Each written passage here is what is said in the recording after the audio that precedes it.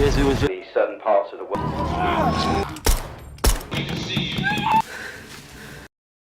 Movie की शुरुआत में दिखाया जाता है कि जॉन नाम का आदमी अपने काम से घर आता है और आके देखता है और अपनी वाइफ को देखता है जो घर पे कुकिंग कर रही होती है, लेकिन उसकी वाइफ उससे बात नहीं करती। और उसके बाद वो रात में मूवी देख रहे होते हैं। जॉन फिर से कैरन से बात करने की ट्राई करता है, लेकिन उसका कोई रिप्लाई नहीं आता, तो वो लिविंग रूम से बाहर जाने की सोचता है, लेकिन कैरन उसको रोकती है और बोलती है उसे कुछ बात करनी है, लेकिन वो सहमी सी आवाज़ में कुछ इरेलीवेंट सा बोलती है।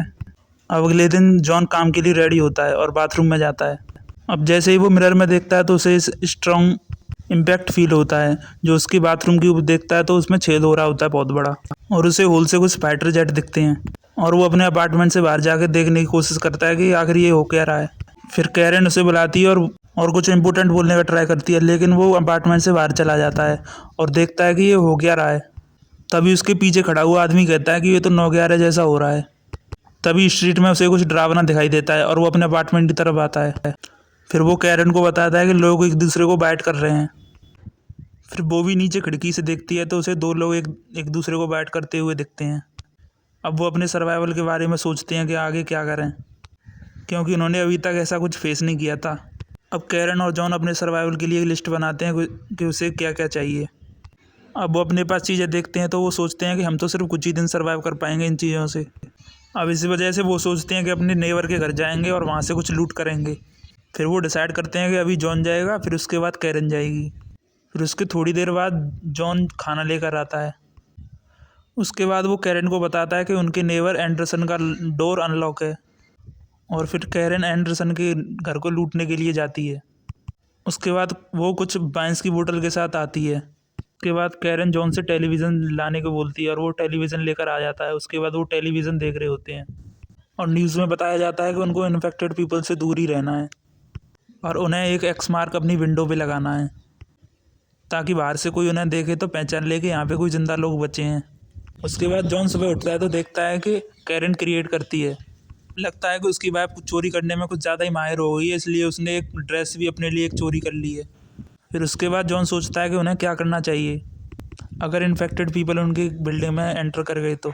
उसके बाद कैरन बोलती है कि वो अपने आप को सिर्फ डिफेंड ही कर सकते हैं, और फिर उसके बाद वो दोनों प्रैक्टिस करते हैं। फिर वो कुछ वेपन्स और टूल्स इकट्ठे करते हैं और अपने दरवाजे के बाहर देखते हैं तो एक ज़ॉम्बी उनके पास आ जाता है, लेकिन लकीली वो बच जाते हैं। फिर जॉन बोलता है कि उसे इस टाइम स्मोक करना है। फिर कैरन जाकर उस कवर्ड से कुछ सिगरेट्स लेकर आती है, और फिर जॉन उससे पूछता है कि क्या तुम्हारे पास कुछ और भी है। और उसके बाद कैरन कुछ इलीगल ड्रग्स लेकर आती है। उसके बाद उसे सूंघते हैं और जॉन भी उसे सूंघता है, और उसके बाद कैरन उसे एक पिस्टल दिखाती है। और अगले दिन कैरन कुछ आवाज़ सुनकर उठती है और देखती है कि जॉन उसकी पिस्टल से खेल रहा है, और उसकी माँ के दिए हुए पॉट को भी वो तोड़ देता है। उसके बाद कैरन शावर लेने के लिए बाथरूम में चली जाती है। अब वो उस ब्रोकन पीसेस को बाहर रख देते हैं ताकि पता चल सके कि अगर कोई बाहर आए तो। उसके बाद वो कोई गेम खेलते हैं और बीच बीच में जाकर ड्रग्स भी लेते हैं। उसके बाद उनको एक आवाज़ आती है और वो देखते हैं जैसे कोई उनका डोर ओपन करने की कोशिश कर रहा है। वो सोचते हैं कि कहीं फिर से कोई इन्फेक्टेड पर्सन तो नहीं आ गया। उसके बाद वो कुछ हथियार लेकर गेट खोलने की कोशिश करते हैं। उसके बाद वो देखते हैं तो उनके कुछ नेबर उनके घर रहने की परमिशन मांगते हैं और वो उनको अंदर ले लेते हैं। पर कैरन को उनका घर में आना पसंद नहीं था, लेकिन जॉन उनको अंदर ले लेता है। उसके बाद वो उनको लिविंग रूम में बिठा देता है। उसके बाद वो दोनों अपने नाम बताते हैं। एक का नाम होता है लियो और एक का नाम होता है एमिली। उसके बाद वो बताते हैं कि उनकी बिल्डिंग में कुछ इन्फेक्टेड लोग आ गए थे, इसके लिए उन्हें इधर आना पड़ा। अब एमिली और लियो को भूख लगती है तो वो कुछ खाने के लिए मांगते हैं। उसके बाद वो दोनों किचन में जाते हैं, लेकिन कैरन जॉन को बोलती है कि ये दोनों यहाँ पे नहीं रह सकते। और एमिली कैरन के लिए लिविंग रूम में बैठकर बहुत बुरा बोलती है और बोलती है ये पागल हो गई है जब से इसका अबॉर्शन हुआ है। जॉन और कैरन की डोर स्टॉप पर ही साफ साफ दिख रहा था कि दोनों के बीच कोई टेंशन है। जैसे ही वो कपल अपनी मील को फिनिश करता है, वो देखती है कि इसने जो ड्रेस पहन रखी है वैसी ड्रेस तो मेरे पास भी है। और लियो बोलता है कि उनके पास भी सेम टेलीविज़न है।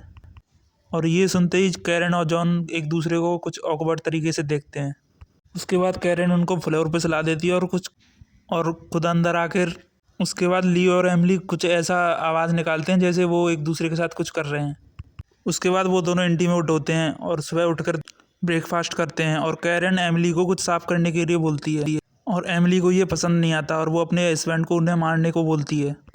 और थोड़ी देर बाद कैरन और जॉन अपने सोफे पर सो जाते हैं और दूसरा कपल उनको आगे देखता है और वो उन्हें मारने की सोचते हैं, लेकिन तभी कैरन उठकर उनके लिए कुकीज़ बनाने की सोचती है और वो भी उनको मारने की सोचती है, इसलिए उनकी कुकीज़ में कुछ मिला देती है। इसके बाद वो कुकीज़ को खाते हैं और थोड़ी देर बाद मर जाते हैं। इसकी वजह से कैरन और जॉन को बहुत गिल्टी फील होता है। फिर वो दोनों इस स्ट्रेस को कम करने के लिए ड्रग्स लेते हैं। उसके बाद उनको कुछ नॉलेज आती है और वो देखते हैं कि लियो फिर से अलाइव है और वो देखती है कि वो इन्फेक्टेड पर्सन बन चुका है और वो उन दोनों को शूट कर देती है। उसके बाद रात को वो उन दोनों डेड बॉडीज़ को घर से बाहर निकाल देती है और वो रात को जाके सो जाते हैं। तभी रात को एक रेस्क्यू टीम आती है, लेकिन उनको कुछ पता नहीं चलता क्योंकि वो एक गहरी नींद में होते हैं और इसी वजह से वो एस्केप करने की अपॉर्चुनिटी मिस कर देते हैं। और दूसरे दिन वो बाथ टब में रिलैक्सिंग फील करते हैं और कैरन उसे बोलती है कि उसे एक चाइल्ड अडॉप्ट करना है अगर वो सर्वाइव कर सके तो। उसके बाद वो अपनी अपनी फीलिंग शेयर करते हैं। उसके बाद जॉन कैरन को एक डेट पर लेके जाता है। उसके बाद फिर से वो इंटीमेट होने की कोशिश करते हैं और तभी उनके डोर पर कोई नॉक करता है और वो कैरन जाकर देखती है और जॉन पीछे से आता है, लेकिन तभी 3 आदमी अंदर आ जाते हैं और उन दोनों को बहुत बुरी तरह से मारने लगते हैं और वो वैल्यूएबल आइटम्स मांगने लगते हैं, लेकिन उनके पास कोई भी वैल्यूएबल आइटम होता नहीं है। तो और उसके बाद उनका लीडर उन्हें जॉन को मारने के लिए बोलता है और कैरन को असॉल्ट करने के लिए बोलता है, लेकिन तभी कैरन उसे नाइफ से मार डालती है। तभी वो बाकी 2 आदमी रूम में एंटर कर देते हैं और जॉन उनको भी शूट कर देता है। जॉन और कैरन डेड बॉडीज़ को घर से बाहर निकाल देते हैं और उसके बाद वो सोचते हैं कि वो इन्फेक्टेड लोगों के बीच से भागकर जाएंगे और अगले दिन वो जाने की कोशिश भी करते हैं, लेकिन जितनी स्पीड से बाहर जाते हैं उतनी स्पीड से ही वो घर के अंदर भी आ जाते हैं क्योंकि बाहर बहुत इन्फेक्टेड लोग होते हैं। और इसी बीच एक इन्फेक्टेड पर्सन ने कैरन के लेग पर काट लिया होता है और थोड़ी ही देर में वो भी इन्फेक्टेड पर्सन बन जाएगी और जॉन उसे बोलता है कि एक फार्मा कंपनी है जो उन्हें एक वैक्सीन देगी। और उसी दिन रात को वो डर की वजह से घर से जाने की सोचती है और तभी जॉन उसको रोक लेता है और जॉन उसको अपना खून देता है और बोलता है कि इसको पियो तो थोड़ी देर तुम शांत रहोगी और कैरन उसे पी जाती है। उसके बाद वो विंडो पे खड़े होकर देखते हैं तो पूरी सिटी में ज़ॉम्बी होते हैं और उन्हें लगता है कि सिर्फ वही इस दुनिया में बचे हैं। और उसी दिन को वो दोनों अपना लास्ट डे मानकर एक दूसरे को अपनी फीलिंग शेयर करते हैं और जॉन बोलता है कि कैसे रेस्क्यू टीम आएगी और उनको वैक्सीन मिलेगी और वो दोनों चाहते हैं कि वो एक दूसरे के साथ ज़िंदगी भर रहें और बूढ़े हो जाएं। उसके बाद कैरन जॉन को बोलती है कि उसे बाथरूम में जाना है। उसके बाद वो खुद को मारने की सोचती है और तभी जॉन उसे वहाँ आके रोक लेता है।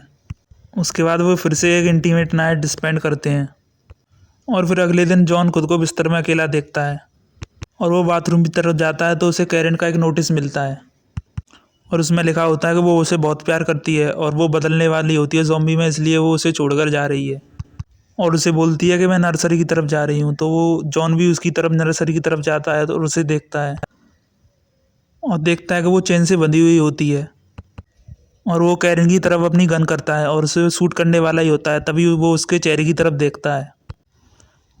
तभी कोई डोर ब्रेक करता है और रेस्क्यू टीम वहाँ पर आ जाती है और रेस्क्यू टीम उनको इधर उधर ढूंढने लगती है और वो नर्सरी की तरफ जाती है तो वो देखती है कि दोनों ही इन्फेक्टेड हो चुके हैं।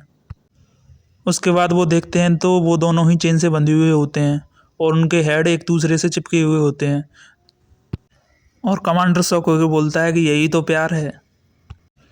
तो दोस्तों ये थी आज की वीडियो। अगर आपको अच्छी लगी हो तो लाइक कर देना और चैनल पर नए हो तो सब्सक्राइब कर लेना। तो मिलते हैं अगली वीडियो में, तब तक के लिए बाय बाय।